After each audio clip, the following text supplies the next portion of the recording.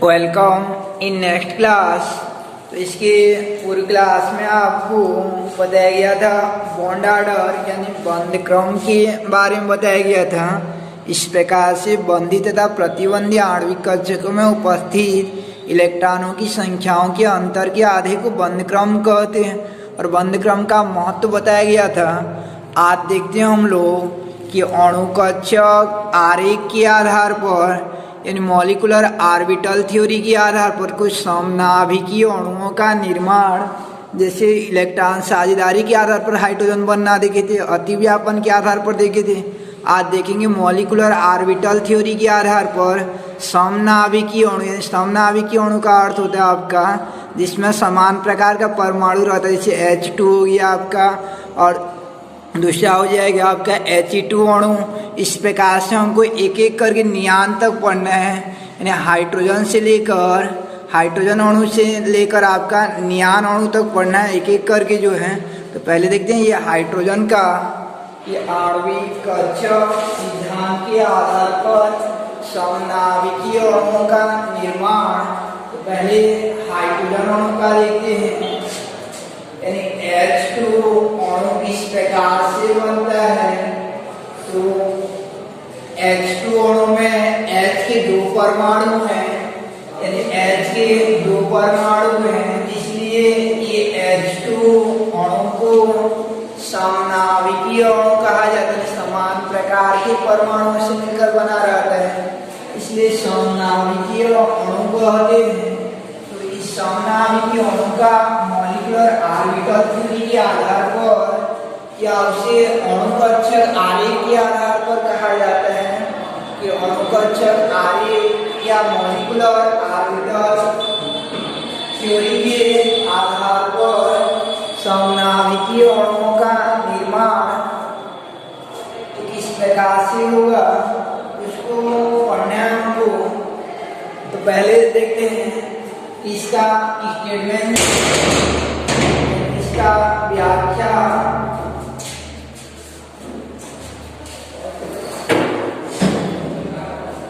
समनाभिकीय अणुओं में से पहला H2 अणु जो है, तो H2 अणु में एक परमाणु का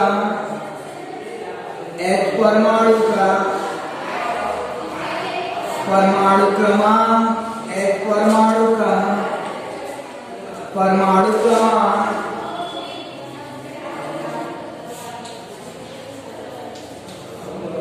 एक परमाणु का परमाणु क्रमांक एक व इलेक्ट्रॉनिक विन्यास 1s1 है, वो इलेक्ट्रॉनिक विन्यास 1s1 है, क्योंकि हाइड्रोजन का इलेक्ट्रॉनिक विन्यास 1s1 होता है। अतएव H2 अणु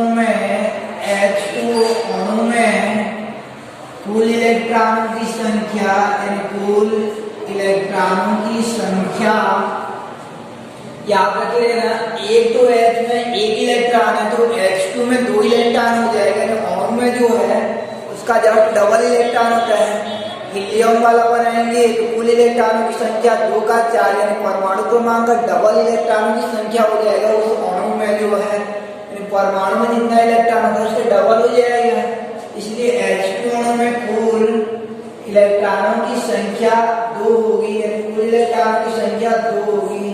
इस प्रकार से सभी में ऐसा स्टेटमेंट लिखना है।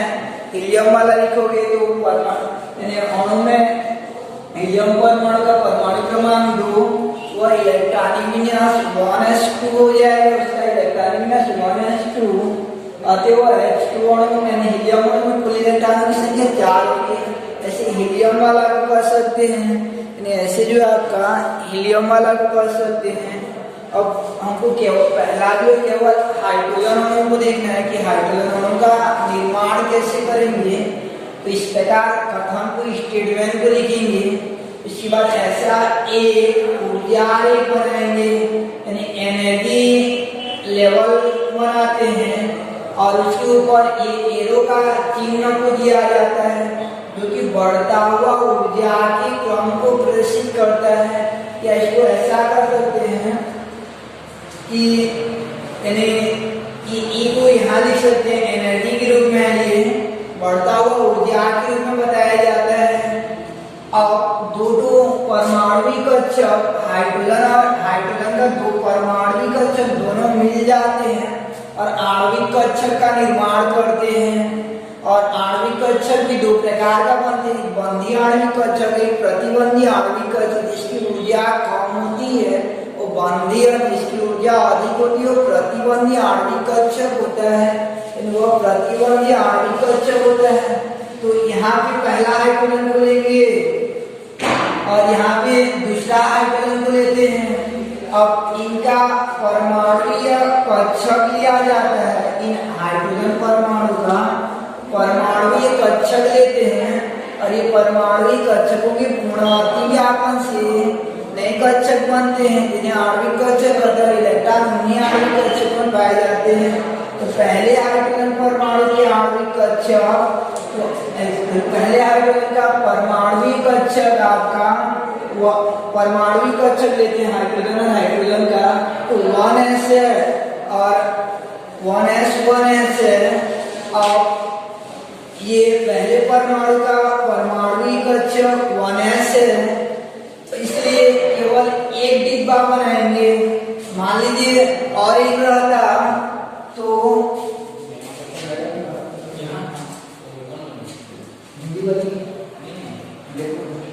तो आपका यानी ये हाइड्रोजन रहेगा, तो हाइड्रोजन का 1s कक्षक पार्टिसिपेट हुआ है और ये हाइड्रोजन का 1s कक्षक भाग लेगा। इन दोनों का 1s बनाया जाता है क्योंकि इलेक्ट्रॉनिक विन्यास में 1s आया है। मान लीजिए 1s और 2s आता तो 1s को भी बनाते हैं और 2s को भी बनाते हैं, तो ये पहले हाइड्रोजन साइड हो जाएगा और ये दूसरा हाइड्रोजन साइड हो जाएगा, यानी कि दूसरा हाइड्रोजन का 1s हो जाएगा। अब इनके आणविक कक्षकों को कॉपी में या ब्लैकबोर्ड में ऐसा बनाया जाता है ऑर्बिटलों को जो है। अब इसमें कितना इलेक्ट्रॉन है? हाइड्रोजन में आपका 1s 1 है इलेक्ट्रॉनिक विन्यास, तो इस हाइड्रोजन में एक इलेक्ट्रॉन है, इस हाइड्रोजन में एक इलेक्ट्रॉन है। दोनों हाइड्रोजन के 1s कक्षक में 1s परमाणु कक्षकों में एक एक इलेक्ट्रॉन है। अब ये दोनों जो है दो मिल जाते हैं, परस्पर पूर्णाति व्यापन करते हैं और दो नया कक्षक बनाते हैं। एक जो निम्न ऊर्जा वाला रहता है, तो इन दोनों का जो ऊर्जा लेवल है, इनका माध्य ऊर्जा लेवल ये वाले लेवल को कहा जाता है। तो इससे कम ऊर्जा वाला एक तो कक्षक बनता है और एक तो अधिक ऊर्जा वाला कक्षक बनता है। एक तो हायर एनर्जी वाला एक कक्षक बनेगा और एक तो निम्न ऊर्जा वाला एक कक्षक बनता है। एक तो ये निम्न ऊर्जा वाला कक्षक बनता है, एक तो उच्च ऊर्जा वाला कक्षक बनता है और इनको कहा जाता है मॉलिक्यूलर ऑर्बिटल कहते हैं, आणविक कक्षक कहा जाता है। और ये H2 अणु का निर्माण हो जाता है, ये H मिलते हैं और दो नया कक्षक बनाते हैं, जिनमें से एक को बंधी आणविक कक्षक कहा जाता है। तो उस बंधी आणविक कक्षक का नाम होता है सिग्मा 1s हो जाता है। इस कक्षक का नाम क्या हो जाएगा? क्योंकि 1s अतिव्यापन हुआ है और उसके फलस्वरूप बंधी वाला बनता है। याद रखिए बंधी वाला जो इनका जो ऊर्जा रहता है, इनका लेवल ऊर्जा लेवल जो रहता है उससे नीचे तरफ बनता है और ऊपर तरफ जो आणविक कक्षक बनता है उसे प्रतिबंधी आणविक कक्षक सिग्मा स्टार 1s कहा जाता है। ऊपर तरफ जो आणविक कक्षक बनता है उसे सिग्मा स्टार 1s कहते हैं और नीचे तरफ जो आणविक कक्षक बनता है उसे सिग्मा 1s कहते हैं। अब इन आणविक कक्षकों में इलेक्ट्रॉन को भरना है, तो बताया गया था आपको मॉलिक्यूलर ऑर्बिटल थ्योरी का चतुर्थ बिंदु को, मॉलिक्यूलर ऑर्बिटल थ्योरी का चौथा बिंदु को बताया गया था।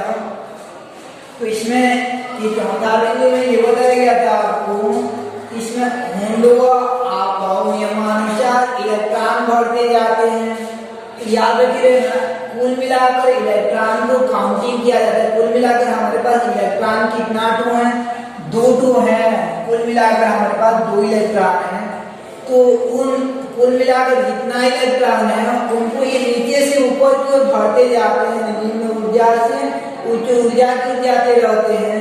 तो कुल मिलाकर 2 इलेक्ट्रॉन है, तो पहला इलेक्ट्रॉन ऐसा भरा जाएगा, दूसरा इलेक्ट्रॉन ऐसा भरा जाएगा, क्योंकि एक कक्षक में अधिकतम 2 इलेक्ट्रॉन आते हैं।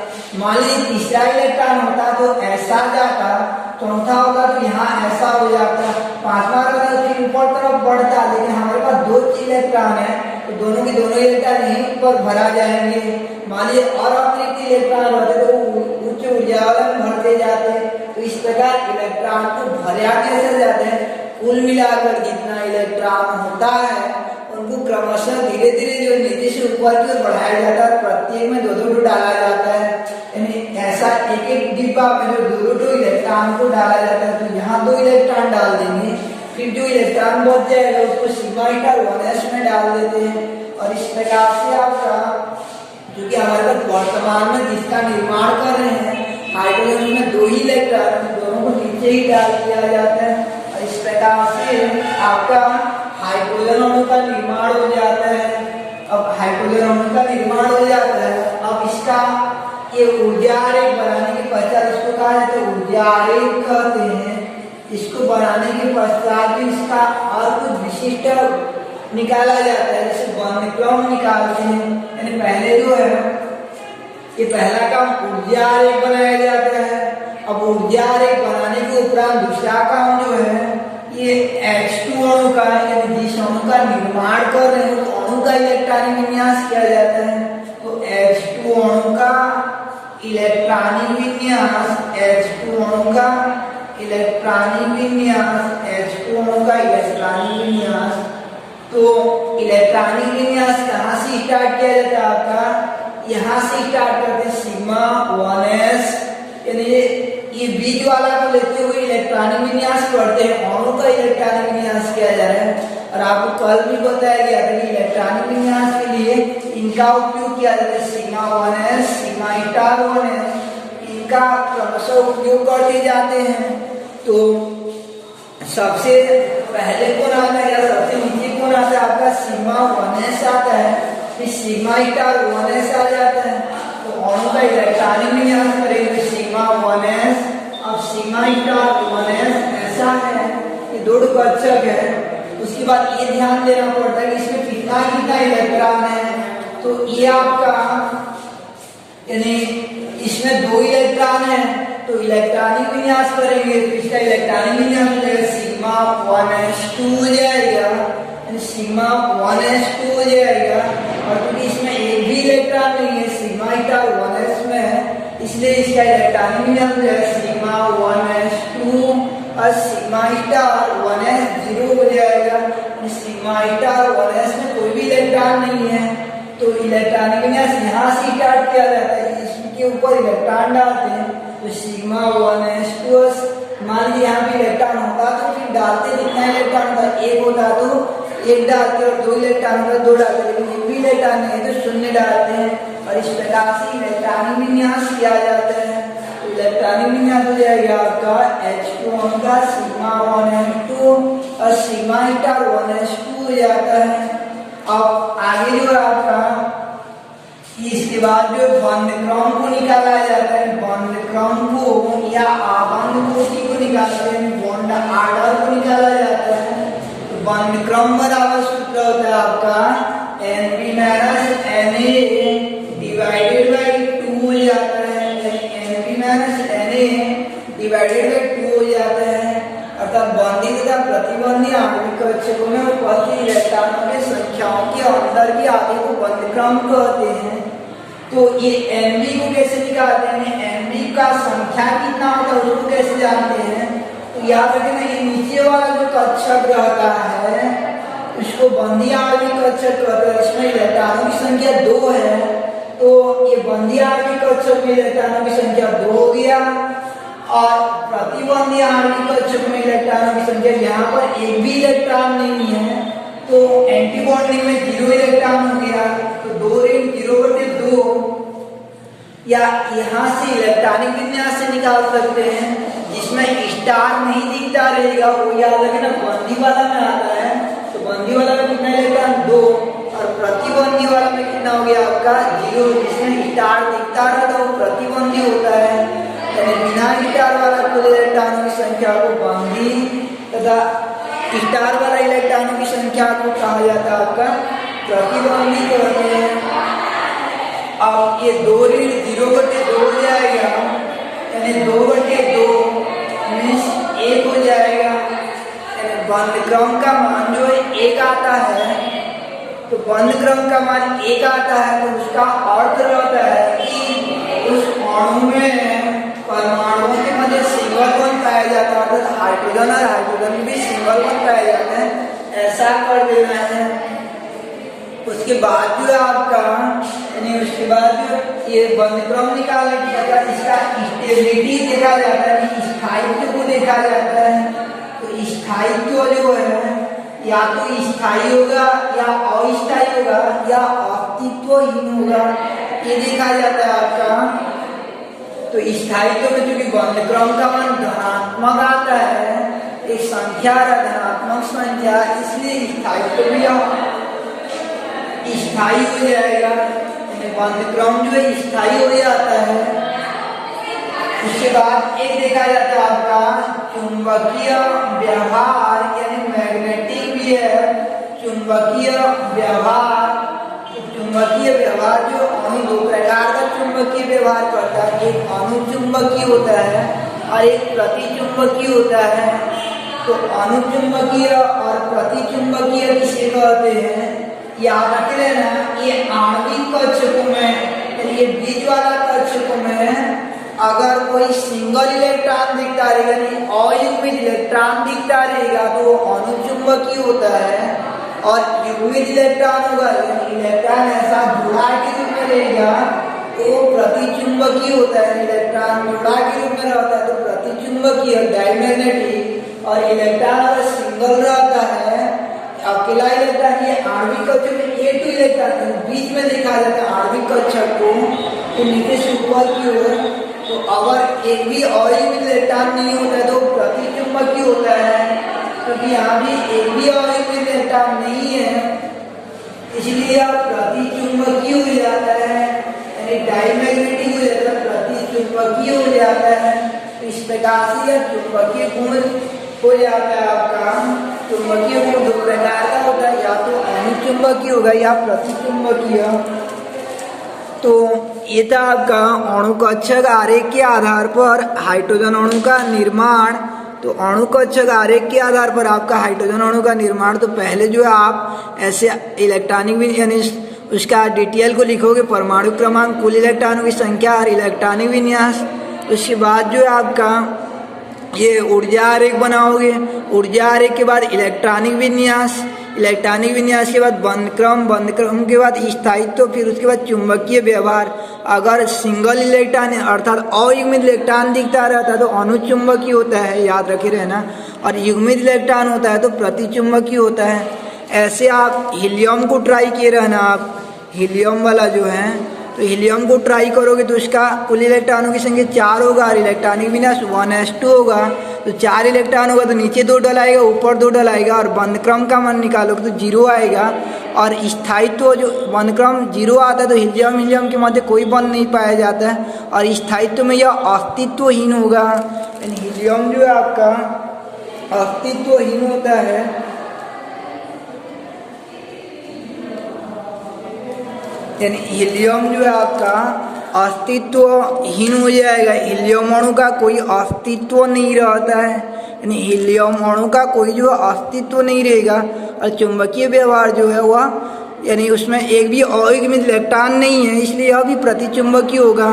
तो यहाँ से 2-3 टाइप का क्वेश्चन आता है। पहला क्वेश्चन ऐसा आएगा कि सिद्ध कीजिए कि हीलियम अणु अस्तित्वहीन है, तो ऐसा निकालोगे और नीचे लिखोगे, क्योंकि बंद क्रम का मान 0 है इसलिए हीलियम अणु अस्तित्वहीन है। या ये पूछिए कारण बताइए हीलियम अणु क्यों नहीं बनता है, तो ऐसा सब निकालते हैं, सब काम को करते हैं और बंद क्रम निकालते हैं। क्योंकि बंद क्रम का मान 0 आ रहा है इसलिए हीलियम अणु का बनना जो संभव नहीं होता है। या ये क्वेश्चन देगा कि हीलियम अणु प्रतिचुंबकीय है क्यों बोल के, तो ये सब बनाना है। लास्ट में चूंकि एक भी अयुग्मित इलेक्ट्रॉन नहीं है इसलिए प्रतिचुंबकीय हो जाता है, अलग अलग रूपों में क्वेश्चन देता है। या ये क्वेश्चन करेगा कि सीधे कीजिए कि यानी अणु कक्षक आरेख के आधार पर हीलियम अणु का निर्माण को बताइए बोल के, ऐसे ट्राई किए रहे ना आप जो है लिथियम के बारे में ट्राई किए रहे ना, तो लिथियम का इलेक्ट्रॉनिक विन्यास में 1s2 और 2s2 आ जाता है, तो इसमें 2 बनेगा, 1s के लिए नीचे, फिर 2s के लिए ऊपर बनता है और उसका नाम sigma 2s sigma star 2s हो जाता है। और बंध क्रम को निकालने के लिए यानी फिर इलेक्ट्रॉनिक विन्यास करने के लिए फिर नीचे से पूरा ऊपर तक चला जाता है 1s2 यानी sigma 1s sigma star 1s sigma 2s sigma star 2s चारों का उपयोग करेंगे इलेक्ट्रॉनिक विन्यास के लिए। और बंध क्रम के लिए ये देखा जाता है कि बंधी में गिनते हैं इलेक्ट्रॉनों की संख्या को और प्रतिबंधी में इलेक्ट्रॉनों की संख्या को गिनते हैं। उसके बाद जो उसका मैग्नेटिक बिहेव को देखा जाता है, चुंबकीय व्यवहार को, तो ये लिथियम अणु में आपका यानी चुंबकीय व्यवहार को देखा जाता है। तो लिथियम अणु में जो है इसमें भी कोई यानी लिथियम अणु में भी कोई आपका अयुग्मित इलेक्ट्रॉन नहीं होता है, सब में डबल डबल इलेक्ट्रॉन होते हैं। सब में जो है आपका यानी लिथियम अणु में जो है आपका सब में 2-2 इलेक्ट्रॉन हो जाएंगे, तो सब में 2-2 इलेक्ट्रॉन हो जाएंगे, तो यह भी प्रतिचुंबकीय होता है। तो इसका 2 बनता है 1s के लिए और 2s के लिए, इसको ट्राई किए रहना। उसके बाद बेरिलियम का ट्राई किए रहना। प्रकार से आपको H2 अणु का ऊर्जा आरेख या अणु कक्षक आरेख बताया गया था। आज देखते हैं हम लोग यानी इसी क्रम में आगे जो है कि H2 प्लस यानी इस प्रकार से प्लस वालों का कैसे करके बनाया जाता है अणु कक्षक आरेख या ऊर्जा आरेख जो है ये आणविक आयन का कैसे बनाया जाता है H2 प्लस N2 प्लस इनका कैसे बनाया जाएगा। हालांकि इसको पहले आप हाइड्रोजन से लेकर ऐसे सामान्य अणु वाला बनाओगे, नियाम तक जो है घट बनाओगे, उसके बाद ये आयन वाला को स्टार्ट करना है।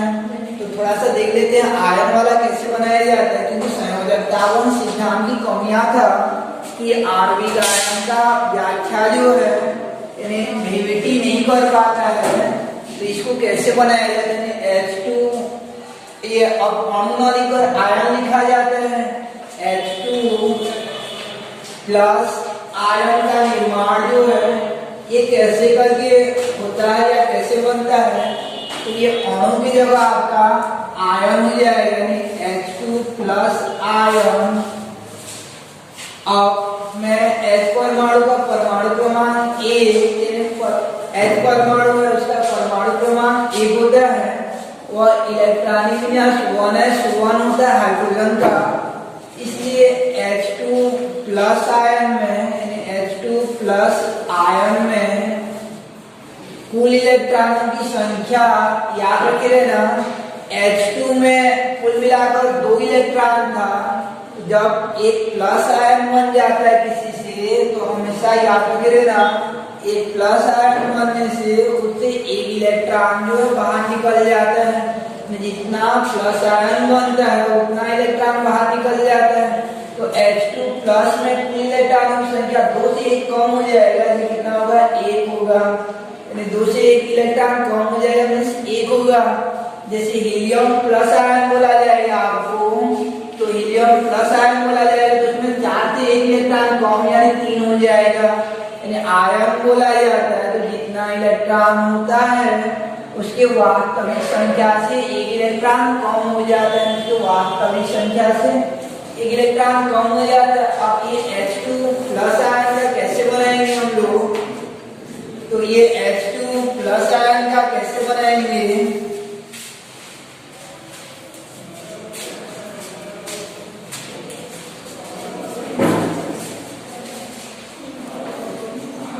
तो ये H2 प्लस आयन का बनाने के लिए क्या किया जाता है कि ये राइट एक इलेक्ट्रॉन जो कम किए हैं वो राइट साइड से कम कर देते हैं, एक इलेक्ट्रॉन जो कम करते हैं वो राइट साइड से कम करते हैं, ये याद रखिए ना।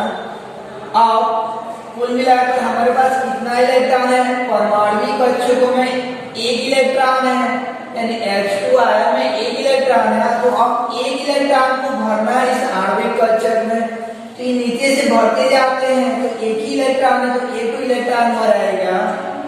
मान लीजिए दोनों साइड दो दो एक इलेक्ट्रॉन होता है, तो 2 इलेक्ट्रॉन यहाँ भरा जाता, और दोनों साइड दो दो इलेक्ट्रॉन होता तो यहाँ 2 और ऊपर 2 भराता, तो इलेक्ट्रॉन इस प्रकार बनता है। तो मिलाकर हमारे पास एक इलेक्ट्रॉन है, तो इसके नीचे वाला आणविक कक्षक में भरा जाएगा, यानी 1s में भरा जाएगा, और इस प्रकार से आपका ये H2+ आयन का निर्माण होता है। अब इसका इलेक्ट्रॉनिक विन्यास करना है, तो H2+ आयन का इलेक्ट्रॉनिक विन्यास, H2+ आयन का इलेक्ट्रॉनिक विन्यास, तो इसका इलेक्ट्रॉनिक विन्यास हो जाएगा, क्योंकि इसके सिग्मा 1s में केवल एक इलेक्ट्रॉन है, इसलिए सिग्मा 1s1 और सिग्मा ईटा 1s 0 हो जाते हैं। सिग्मा 1s1 और सिग्मा ईटा 1s 0 हो जाता है। अब बंध क्रम बराबर क्या हो जाता है? Nb - Na डिवाइडेड बाई 2 होता है, तो Nb कितना हो जाएगा? नंबर ऑफ बॉन्डिंग इलेक्ट्रॉन 1 और number of anti bonding electron 0 divided by 2, यानी बंध क्रम का मान कितना आता है? 1/2 आ जाएगा।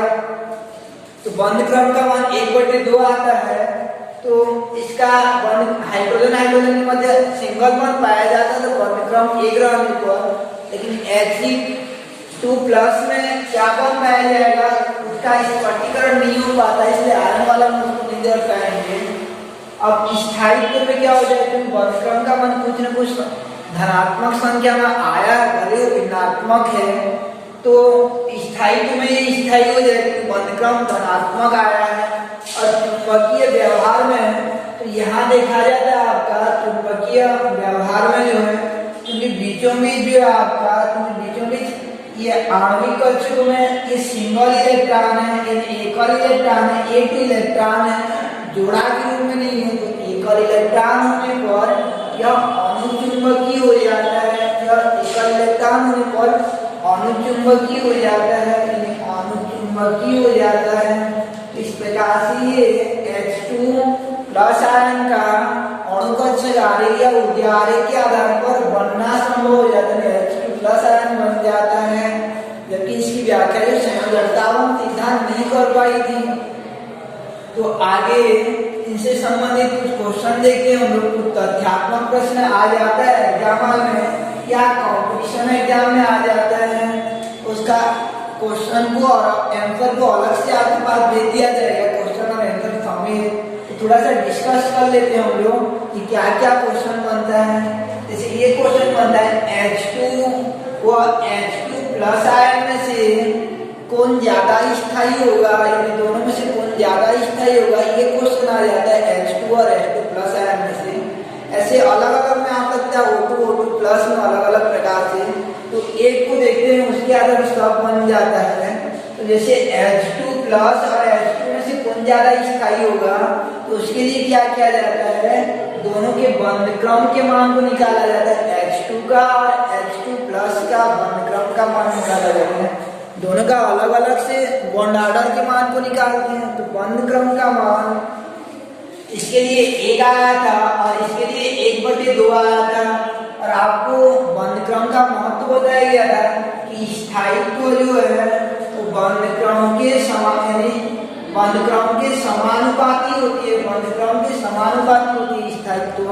तो जिसका बंध क्रम अधिक होता है वो ज्यादा स्थायी होता है, और जिसका बंध क्रम कम होता है वो कम स्थायी होता है, क्योंकि बंध क्रम स्थायित्व के समानुपाती होता है। जिसका बंध क्रम अधिक होगा वो अधिक स्थायी होगा। अतः H2 का बंध क्रम अधिक होने के कारण H2+ से अधिक स्थायी होगा, यानी ज्यादा स्थायी हो जाएगा।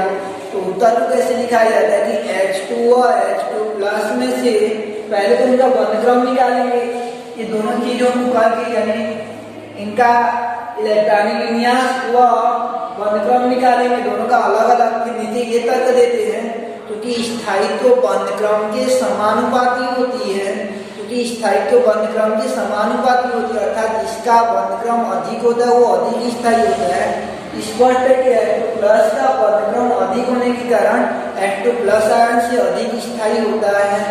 ऐसे ये क्वेश्चन आ जाएगा कि इसका बंधन ऊर्जा अधिक होता है, तो सर ऐसे भी लिखना है कि ऐसा ही करना है प्रोसेस को, यानी बंधक्रम निकालना है और नीचे लिखना है क्योंकि बंधन ऊर्जा बंधक्रम की समानुपाती होती है, अर्थात जिसका बंधक्रम अधिक होता है उसकी बंधन ऊर्जा अधिक होती है। अतः स्पष्ट होता है कि H2 प्लस का बंधक्रम अधिक होने के कारण वो अधिक स्थायी होता है, यानी अधिक स्थायी होगा और उसका बंधक्रम जो अधिक हो जाता है। तो H2 प्लस और H2 प्लस आयन में से ये H2 का बंधन ऊर्जा अधिक हो जाएगा क्योंकि बंधन ऊर्जा बंधक्रम की समानुपाती होता है, अतः जिसका बंधक्रम अधिक होता है वो अधिक बंधन ऊर्जा वाला होता है। अतः H2 प्लस जो है H2 प्लस आयन की तुलना में अधिक बंधन ऊर्जा वाला होगा। अब ऐसा क्वेश्चन है कि इसकी बंध लंबाई अधिक होती है, तो बंध लंबाई जो है वो बंधक्रम के व्युत्क्रमानुपाती होता है। बंध लंबाई बंधक्रम के व्युत्क्रमानुपाती होता है, बंध लंबाई जो बंध लंबाई। तो ऐसे ही बंधक्रम को निकालेंगे और याद रखिए रहना बंधक्रम बंध लंबाई का व्युत्क्रमानुपाती होता है, का अर्थ होगा जिसका बंधक्रम अधिक होगा उसकी बंध लंबाई कम हो जाएगा, बंध लंबाई कम हो जाएगा, और जिसका बंधक्रम कम होगा उसकी बंध लंबाई अधिक होगा। तो इसमें उल्टा हो जाएगा क्योंकि व्युत्क्रमानुपाती संबंध है, ये H2 प्लस आयन का बंधक्रम कम है, बंध लंबाई अधिक हो जाएगा। तो तर्क यह देंगे कि ऐसा ही निकालेंगे पहले इलेक्ट्रॉनिक विन्यास और ये बंधक्रम की ऐसा तुलना करेंगे क्योंकि बंध लंबाई बंधक्रम का व्युत्क्रमानुपाती होता है, अर्थात जिसका बंधक्रम अधिक होता है उसकी बंध लंबाई कम होती है। अतः स्पष्ट है कि H2 प्लस का बंधक्रम कम होने के कारण इसकी बंध लंबाई अधिक होगा। तो इस प्रकार से अलग अलग क्वेश्चन आता है तो क्वेश्चन और आंसर समेत आपको भेज दिया जाएगा, उसको लास्ट में लिखना है। पहले आप ये H2 He2 ऐसे करके डॉट बनाओगे Ne2 तक, इसमें से 4 को बताइएगा आपको He2 Li2 और Be2। कल आपको बताया जाएगा ये B2 से N2 तक। इतना काम करने के पश्चात जो है फिर ये आयन वाला बनाएंगे H2 प्लस और He2 प्लस ऐसे करके Ne2 प्लस तक बनाना है, 10 ये 10 और ये 10 बनाना है। उसके बाद तथ्यात्मक प्रश्नों को देखना है। इस प्रकार का जो तथ्यात्मक प्रश्न होता है, ठीक है, नेक्स्ट डे हम लोग स्टार्ट करेंगे ये B2 से आगे वाला स्टार्ट करेंगे, B2 से जो है आगे B2 C2 N2 इस प्रकार से।